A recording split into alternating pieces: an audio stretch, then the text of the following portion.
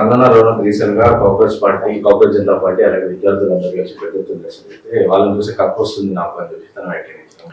ఒక ఎంపీ అయ్యింది. అంటే పార్లమెంట్ వేదికగా చర్చ జరుగుతూ ఉంది. ఈ చర్చ అంశము పక్కకు పోవాలంటే కంగనా రనౌత్ తోటి ఇట్లాంటి వ్యాఖ్యలు చేపిస్తే ఈ అంశం పక్కకు పోయి దేశవ్యాప్తంగా చర్చ జరగాలని చెప్పేసి భారతీయ జనతా పార్టీ భావించి తనతోటి ఇట్లాంటి వ్యాఖ్యలు చేయించినట్టు చాలా స్పష్టంగా కనపడుతూ ఉంది. ఎందుకంటే చాలా సందర్భాల్లో తను మాట్లాడిన మాటల మీద భారతీయ జనతా పార్టీ చాలా సందర్భాల్లో పక్కబెట్టిన పరిస్థితి మనం చూసినాం.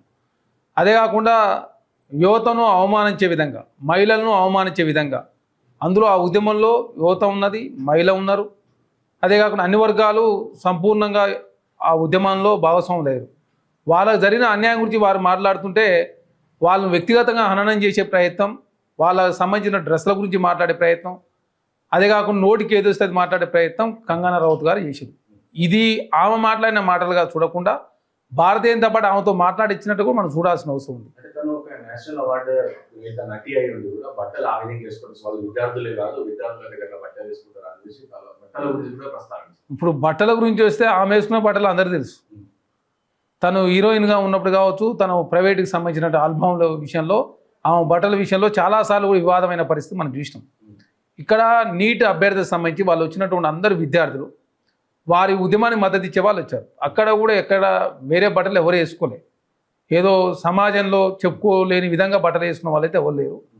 ఇంకా పోలీసు వాళ్ళే దౌర్జన్యగాడ ప్రదర్శించి లాఠీచార్జ్ చేసి భాషవాయులు ప్రయోగించి ఎక్కడ అమిత్ షా గారు క్షమాపణ చెప్పకుండా, ధర్మేంద్ర ప్రధాన్ గారు చాలా రోజుల పాటు రాజీనామా చేయకుండా, కేసులు తీసేస్తామని చెప్పి కేసులు తీసేయకుండా, ఇంకా వాళ్ళని దేశద్రోహులని, సంఘ విద్రోహ శక్తులని, అర్బన్ నక్సలైట్లని, పాకిస్తాన్ ఏర్పాటువాదులని, 370D వ్యతిరేకించే వాళ్ళని చెప్పే మీరు ఇప్పుడు కంగనా రనౌత్ గారి విషయంలో, ఎందుకంటే పార్లమెంట్లో చర్చ జరుగుతూ ఉంది, నీటి అంశం పెద్ద చర్చ జరుగుతూ ఉంది, దేశవ్యాప్తంగా దీని మీద చర్చల్లో భాగస్వాములు అవుతూ అన్ని పార్టీలు కూడా మద్దతు ఇస్తూ ఉన్నాయి. కాబట్టి ఈ అంశానికి మద్దతు రాకుండా కంగనా రనౌత్ గారు ఇష్యూని డైవర్ట్ చేయడం కోసం తను ఇట్లాంటి వ్యాఖ్యలు చేసి కనపడుతూ ఉంది.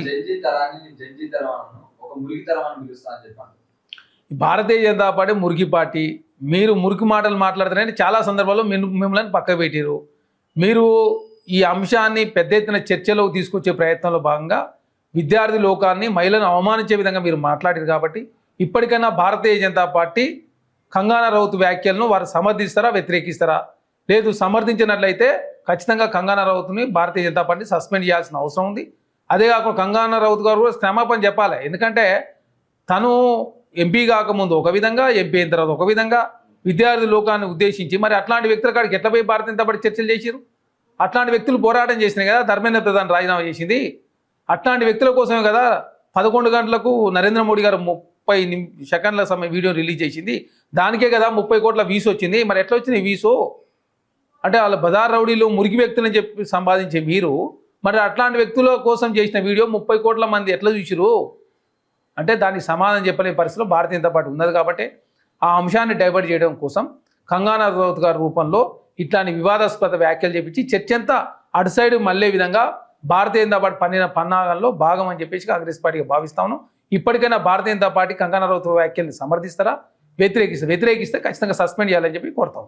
అంటే అందులో ఉన్న విద్యార్థులందరూ కూడా ఏదైనా స్కిల్ నేర్చుకుంటే అయిపోతుంది, ఉద్యోగాలు చేసుకోవాలి, నాకు రోడ్ల మీద వచ్చి ఆ ఏజ్ ఉన్నప్పుడు నేను 2 నేషనల్ అవార్డులు గెలిచినాను. మరి మీరు నేషనల్ అవార్డు గెలుపొందిన వాళ్ళు మరి ఎందుకు రాజకీయాలకు వచ్చారు? మరి అట్నే కంటిన్యూ కావాలి కదా. వాళ్ళకు జరిగిన అన్యాయం గురించి వాళ్ళు మాట్లాడిపోతే ఎవరు మాట్లాడతారు? వాళ్ళకు 555 మార్కులు వచ్చినాయి ఫస్ట్ సారి, రెండోసారి రాస్తే 300 మార్కులు వచ్చినాయి. మరి ఎవరు తప్పు ఇక్కడ? 555 ఫస్ట్ ఎట్లు వస్తాయి, రెండోసారి 300 మార్కులు ఎట్లు వస్తాయి?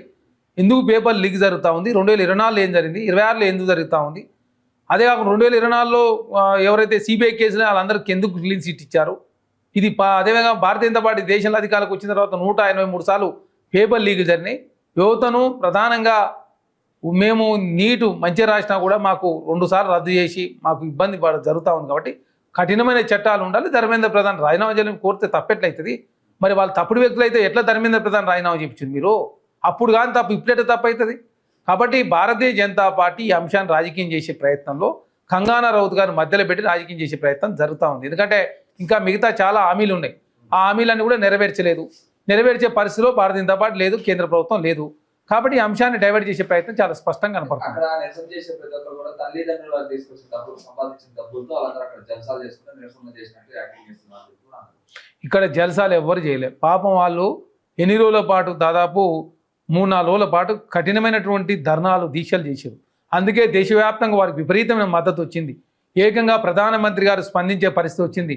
ధర్మేంద్ర ప్రధాన్ గారు ఫస్ట్ సారి 12 సంవత్సరాల్లో 2 మంత్రులు మాత్రమే ఆ సందర్భంలో రాజీనామా చేసింది. మిగతా వాళ్ళంతా వేరే సందర్భం రాజీనామా చేసినప్పటికీ ఆ సందర్భంలో రాజీనామా చేసిన దాంట్లో ధర్మేంద్ర ప్రధాన్ ఒక అంశం జరుగుతున్నప్పుడు రాజీనామా చేసింది. ఇదే 100 మంది విద్యార్థులు ఇంజూర్ అయ్యారు, భాషవాయువు ప్రయోగించారు.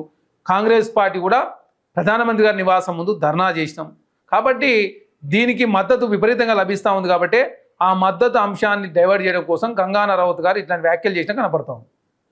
ఇటు రాష్ట్రంలో వస్తే ఇటు తుంగతుర్తికి సంబంధించి మందుల సామెలు కావచ్చు, లేకపోతే ఎందుకు అంత ఇష్యూ చెప్తుంది? గతంలో చూస్తే కాంగ్రెస్ పార్టీ ఇదే అంటే గతంలో ఇటు మహేష్ కుమార్ గారు కావచ్చు, లేకపోతే కామారెడ్డి కావచ్చు, ఇప్పుడు తుంగతుర్తి ఈ విధంగా కంటిన్యూగా వరుసగా కాంగ్రెస్ పార్టీ ఎందుకు ఈ విధంగా పొంగులాట్లేదు, ఎందుకు ఒకరు వ్యాఖ్యానించుకుంటారు? అంటే కాంగ్రెస్ పార్టీ అంటే విస్తృత ప్రజాస్వామ్యం ఉన్న పార్టీ, ప్రజాస్వామ్యబద్ధంగా ప్రజాస్వామ్యయుతంగా ఒక నిర్ణయం తీసుకునే వరకు అందరూ రకరకాలుగా మాట్లాడుకుంటారు. నిర్ణయం తీసుకున్న తర్వాత అందరూ కట్టుబడి ఉంటారు. అదే తుంగతుర్తి అంశం విషయంలో కొన్ని భేదాభిప్రాయాలు వచ్చినాయి. మండల అధ్యక్షులకు సంబంధించిన అంశం విషయంలో ఎమ్మెల్యే గారు వారికి సంబంధించిన వర్గం వాళ్ళే వచ్చారు, పాత కాంగ్రెస్ లేరని చెప్పేసి రావడంతో అక్కడ కోమటిరెడ్డి వెంకరెడ్డి గారు కావచ్చు, రాజగోపాల్ రెడ్డి గారు కావచ్చు, ఈ మధ్యలో జగ్గారెడ్డి గారు కమిటీ వేసారు. ఆ కమిటీ అందరితో సంప్రదింపులు చేశారు. ఎంపీ కిరణ్ కుమార్ రెడ్డి గారితో, ఆ జిల్లా అధ్యక్షుడు గుడిపాటి నరసయ్య గారితో, మాజీ అధ్యక్షుడు చెవిటి వెంకన్న గారితో, సర్వోత్తమ్ రెడ్డి గారితో, అదే రాజగోపాల్ రెడ్డి గారు, కోమటిరెడ్డి వెంకరెడ్డి గారు, ఉత్తమ్ కుమార్తో మాట్లాడిన తర్వాత ఒక రిపోర్టు రెడీ చేశారు. ఏదైతే ఏఐసిసి నిబంధనలు 3 సంవత్సరాల లోపు ఉన్న వాళ్ళకి మండలాధ్యక్షుడు ఇవ్వద్దని, అందులో కొంతమంది ఎఫెక్ట్ అయ్యే అవకాశం ఉంది. కాబట్టి దానిలో భాగంగా వాళ్ళు మాట్లాడారు. పార్టీ ఏ నిర్ణయం తీసుకున్నాడో అందరం కట్టుబడి ఉండవు అని చెప్పి చాలా స్పష్టంగా చెప్పి, కాబట్టి రిపోర్ట్ ఆధారంగా మహేష్ కుమార్ గౌడ్ గారు అదే కాకుండా పార్టీ తగు చర్యలు తీసుకుంటే ఎవరైనా స్వాగతిస్తానికి సిద్ధంగా ఉంది. తుంగతుర్తి అలాగే నగరికల్ 2 కూడా జనరల్ కాబోతున్నాయి. అందుకే ముందు కావాలని చెప్పి ముందే ఇవన్నీ ప్రయత్నాలు చేస్తున్నారు. కోమటిరెడ్డి బ్రదర్స్ కావచ్చు, అటు చామల కిరణ్ కుమార్ రెడ్డి వీళ్ళందరూ కావాలని చెప్పి ఇప్పుడు తుంగతుర్తి నగరికల్ మీద పడ్డారని చెప్పి వార్తలు వస్తాయి. ఇప్పుడు ఏది జనరల్ అవుతుంది, ఏది రిజర్వేషన్ అయితే తెలియదు. ఇందులో మహిళా బిల్లు ఆల్రెడీ ఈసారి అంటున్నారు, జమిలీ ఎలక్షన్లు అంటున్నారు, డీలిమిటేషన్ అంటున్నారు. కాబట్టి ఏది కూడా క్లారిటీ లేదు. ఇక్కడ వచ్చినటువంటి అంశాన్ని పరిష్కరించే ప్రయత్నంలో కాంగ్రెస్ పార్టీ ముందుకు పోతాం. దానిలో భాగంగా వారికి సంబంధం ఉంది. ఎందుకంటే రాజగోపాల్ రెడ్డి గారు మాజీ ఎంపీ అక్కడ, అదేగా కోమటిరెడ్డి వెంకరెడ్డి గారు మాజీ ఎంపీ, కిరణ్ కుమార్ రెడ్డి గారు ప్రస్తుత ఎంపీ, అదే కాకుండా ఉత్తమ్ కుమార్ రెడ్డి గారు జిల్లా మంత్రి, ఆ నియోజకవర్గానికి సంబంధించినటువంటి స్థానికులు. కాబట్టి వారితో సంప్రదింపులు చేసేది తప్ప ఇక్కడ వేరే కోణం ఏం లేదు. అది ఎస్సీ అవుతుందా, జనరల్ అవుతుందా, లేకపోతే మహిళ అవుతుందా అనేది ఎవరికి కూడా క్లారిటీ లేదు. అక్కడ ఏదైతే కాంగ్రెస్ పార్టీకి సంబంధించినటువంటి చాలా వర్గాలు ఉన్నాయి కదా, ఆ వర్గాలను సరిదిద్దే ప్రయత్నంలో భాగంగా కమిటీని చేసిన, కమిటీ అందరితో మాట్లాడారు. రిపోర్ట్ కూడా మహేష్ కుమార్ గౌడ్ గారికి సబ్మిట్ చేస్తారు. మల్లికార్జున ఖార్గే కూడా వార్నింగ్ అయితే ఇచ్చి ఇలాంటి గొడవలు పెట్టుకున్నట్టయితే ఖచ్చితంగా మీ అందరికి ఎవరికి టికెట్లు ఇవ్వమని చెప్పి కూడా మల్లికార్జున ఖార్గే కూడా అన్నారని చెప్పి. కాంగ్రెస్ పార్టీలో గొడవలు అనేది సర్వసాధారణం. ఇది టీ కప్లో తుఫాన్ లాంటిది. ఇట్లాంటి సమస్యలన్నీ వస్తుంటాయి. తర్వాత కాంగ్రెస్ పార్టీ ఒక నిర్ణయం తీసుకుంటే అందరూ కట్టుబడరు. ప్రజాస్వామ్యంలో కనీసం పార్టీలో పనిచేసే వాళ్ళు, చాలా సంవత్సరాలు ఉన్నవాళ్ళు, వాళ్ళకు జరిగినటువంటి అన్యాయం మీద మాట్లాడతారు. కొన్ని సందర్భాలు అది కూడా శృతిమించని వరకు కాంగ్రెస్ పార్టీ ఎవరిని కూడా ఉపేక్షించదు. శృతిమించితే మాత్రమే చర్యలు తీసుకో. కాబట్టి కాంగ్రెస్ పార్టీలో రకరకాల అంశాల మీద రకరకాల భిన్నాభిప్రాయాలు మాట్లాడుతారు. పార్టీ ఒక నిర్ణయం తీసుకుంటారో అందరూ కట్టుబడరు. బీఆర్ఎస్ పార్టీ వాళ్ళే మొత్తం తెలంగాణ రాష్ట్రంలో హైదరాబాద్లో 40 చెరువులు మొత్తం మాయమైపోయినాయి. 100 చెరువులు పాక్షికంగా మాయమైనాయి. వాళ్ళ ఆయనలో చెరువులు కబ్జాలకు గురైనాయి, బఫర్ జోన్లు మాయమైనాయి, పార్కులు మాయమైనాయి. బీఆర్ఎస్ ప్రభుత్వ ఆయనలో 9.5 సంవత్సరాల కాలంలో జరిగిన విధ్వంసం సమైక్య రాష్ట్రంలో కూడా జరగలే. వాళ్ళ ఆయనలో జరిగిన విధ్వంసాన్ని పునరుద్ధరించే ప్రయత్నంలో 100 ఎకరాలు, దాదాపు 480 ఎకరాలు హైడ్రా కాపాడింది. 1,50,000 కోట్ల విలువైనటువంటి ఆస్తులు, 6 చెరువులను పునరుద్ధరించి ఇంకా 20 చెరువులు పునరుద్ధరించే ప్రయత్నం జరుగుతూ ఉంది. దానిలో భాగంగా బడాబాబులు ఎవరైతే వ్యాపారం చేసేవాళ్ళు, సంధ్యా కన్వెన్సీ సీతారావు గారు కావచ్చు, నల్ల మల్లారెడ్డి గారు కావచ్చు, తర్వాత శాంతాశ్రీరామ్ కన్స్ట్రక్షన్ మంద నరసయ్య, మంద లింగయ్య గారు కావచ్చు, తర్వాత ముఖ్యం గారు కావచ్చు, ఇట్లా బడా వ్యాపారులు చెరువులను నాలాలను కబ్జా చేసే ప్రయత్నం చేస్తే హైడ్రా కొరడు రూపించి ఆ భూములు తీసుకుంటే వాళ్ళు కోర్టుకు పోతే ఆ కోర్టు అంశం కూడా 63 కేసులు ఉన్నాయని చెప్పేసి ఏకంగా హైడ్రా కమిషనర్గా తొలగించాలని చెప్పేసి బీఆర్ఎస్ పార్టీకి మాట్లాడడం చాలా హాస్యాస్పదంగా ఉంది. ఒక్క కేసులో మాత్రమే సింగిల్ బెంచ్ జడ్జి ఇచ్చినటువంటి జడ్జిమెంటు, అందులో కమిషనర్గా తొలగించాలని చెప్పారు. డబుల్ బెంచ్కి పోతారు, డబుల్ బెంచ్ కావచ్చు, ట్రిపుల్ బెంచ్ ఉంటుంది, కాన్స్టిట్యూషనల్ బెంచ్లు కూడా ఉంటాయి. కాబట్టి అందులో వచ్చే తీర్పు ఆధారంగా ప్రభుత్వం ముందుకు పోతుంది తప్ప ఇక్కడ ప్రకృతిని కాపాడే ప్రయత్నం, చెరువులను కాపాడే ప్రయత్నం, పార్కులను కాపాడే ప్రయత్నంలో ప్రభుత్వం ముందుకు పోతుంది. దానిలో భాగంగా కఠినంగా వ్యవహరించే ప్రయత్నం కూడా చేస్తూ ఉంది. ఎందుకు పేద వర్గాలకు నష్టం జరిగిన విధంగా ప్రకృతిని కాపాడే ప్రయత్నం హైడ్రా రంగనాథ్ గారు చేస్తూ ఉంటే బీఆర్ఎస్ పార్టీ చేయని పని కాంగ్రెస్ పార్టీ చేస్తూ ఉంది. కాబట్టి ఎటలైన నిందలేసే ఒక ధోరణిలో మాత్రమే బీఆర్ఎస్ పార్టీ కేటీఆర్ గారు ఇట్లాంటి వ్యాఖ్యలు చేస్తూ ఉన్నారు. పేద వర్గాల నష్టమే పనులు ఎక్కడ చేయలేదు. నిన్న ఏం జరిగింది? బతుకమ్మ కుంటలు ఎవరున్నారు? బండి సుధాకర్ రెడ్డి కదా, ఆయన ఎడ్ల సుధాకర్ రెడ్డి, ఎడ్ల సుధాకర్ రెడ్డి వారు బీఆర్ఎస్ పార్టీ నుంచి 2014 పోటీ చేశారు. అంటే మీ పార్టీ నాయకులు కబ్జా చేస్తే అది కరెక్టా? కబ్జా చేసి చెరువులను కబ్జా చేసి పార్కులు ఉండాల్సిన ప్లేస్లో పార్కులు ఉండకుండా, చెరువులు ఉండాల్సిన ప్లేస్ చెరువులు ఉంచకుండా, బఫర్ జోన్లను చూడకుండా మొత్తం కబ్జా చేసే ప్రయత్నం మీరు చేసిరు. చాలా చెరువులు అన్యాక్రాంతమైన అవన్నీ కాపాడే ప్రయత్నం రంగనాథ్ గారు చేస్తాను. హైడ్రా తీసుకురావాలంటే ఒక సాహసోపేతమైన నిర్ణయం కాంగ్రెస్ పార్టీ తీసుకొచ్చింది. దాని ద్వారా ప్రశంసలు అంతా ఉన్నాయి. దాని తర్వాత కూడా రాష్ట్ర వ్యాప్తంగా కూడా అందరూ హైడ్రా లాంటి సంస్థలు ఉండాలని కోరుతూ ఉన్నారు. దానిలో భాగంగా ప్రకృతి కాపాడే ప్రయత్నంలో రంగనాథ్ గారు కాంగ్రెస్ పార్టీ ముందుకు పోతా ఉంది. పేద వర్గాలకు నష్టమే పనులు ఎక్కడ చేయలేదు. మూసీ మీద 1600 మంది పేద వర్గాలకు డబుల్ బెడ్రూమ్లు అందించి రేపు మూసీ ప్రక్షాళన చేస్తే దాదాపు 16,000 డబుల్ బెడ్రూమ్లు కావాల్సి వస్తే భావించి దానికి సంబంధించినటువంటి ఏర్పాట్లకు సంబంధించి జీవోను కూడా ఆల్రెడీ రాష్ట్ర ప్రభుత్వం రిలీజ్ చేసింది.